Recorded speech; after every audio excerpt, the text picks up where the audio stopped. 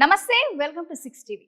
మారుతున్న కాలానికి మనకు అనుగుణంగా అలాగే సులభంగా సురక్షితంగా ఈ యొక్క చెల్లింపులు చేసేందుకు అయితే మనకు సరికొత్త సాంకేతిక పరిజ్ఞానంతో కూడిన సదుపాయాలు అయితే మనకు అందుబాటులోకి వస్తున్నాయి.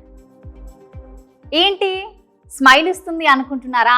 ఆశ్చర్యపోయినరా? సో ఈ విషయం తెలుసుకున్నాక నేను కూడా ఆశ్చర్యపోయాను. అదేంటంటే స్మైల్ పే పేరిట ముఖ గుర్తింపు ఆధారిత చెల్లింపు వ్యవస్థ మనకు ప్రారంభించింది మొదటిసారిగా ఫెడరల్ బ్యాంక్.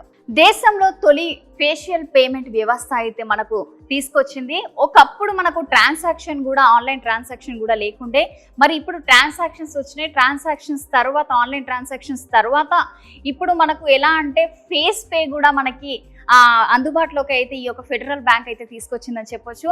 నగదు నుంచి కార్డులు, తర్వాత మనకు క్యూఆర్ కోడ్లు, అలాగే వేరబుల్స్ తో వివిధ రకాల చెల్లింపులు అయితే మనం చేస్తూ ఉంటాం. ప్రతిరోజు ట్రాన్సాక్షన్, ఆన్లైన్ ట్రాన్సాక్షన్, ఎక్కడికి వెళ్ళినా స్కాన్, ఇలాంటివి మనం ప్రతిరోజు జరుగుతూనే ఉన్నాయి. మరి తాజాగా ముఖ గుర్తింపు టెక్నాలజీ ఆధారంగా మనకు చెల్లింపు జరిపే ఈ యొక్క సదుపాయం మనకు అందుబాటులోకి వచ్చింది.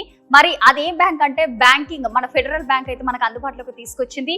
ప్రైవేట్ రంగ బ్యాంకింగ్ దిగ్గజం ఫెడరల్ బ్యాంక్ స్మైల్ పే పేరిట ఫేషియల్ రికగ్నిషన్ ఆధారిత చెల్లింపు వ్యవస్థను అయితే మనకు ముందుగా ప్రవేశపెట్టింది. ఈ తరహా చెల్లింపు విధానాన్ని మనకు ప్రారంభించడం దేశంలోనే మొదటిసారని చెప్పొచ్చు. మళ్ళీ రిలయన్స్ రిటైల్, సర్వత్ర మైక్రో హౌసింగ్ల సహకారంతో మనకు ఎంపిక చేసిన శాఖలు అలాగే అవుట్లెట్లలో పైలట్ గా దీన్ని అయితే ప్రారంభించడం జరిగింది. UIDAIకి చెందిన భీమ్ ఆధార్ పేపై అత్యాధునిక ఫేషియల్ అథెంటికేషన్ టెక్నాలజీతో దీనిని అయితే రూపొందించారు. మరి ఈ వినూత్న సదుపాయం వల్ల మనకు నగదు గాని, కార్డులు, మొబైల్ డివైస్ల అవసరం లేకుండా ఒక నవ్వుతో చెల్లింపులు చేసుకోవచ్చు. మరి తొలిత స్మైల్ పే సర్వీస్ కేవలం మనకు ఫెడరల్ బ్యాంక్ కస్టమర్లకే అందుబాటులోకి ఉంటుంది. ఎవరైతే మనకు ఫెడరల్ బ్యాంక్, ఎవరైతే ఈ యొక్క బ్యాంక్ వాడుతున్నారో వాళ్ళకి మాత్రమే ఈ యొక్క ఆప్షన్ అయితే ఇవ్వడం జరిగింది.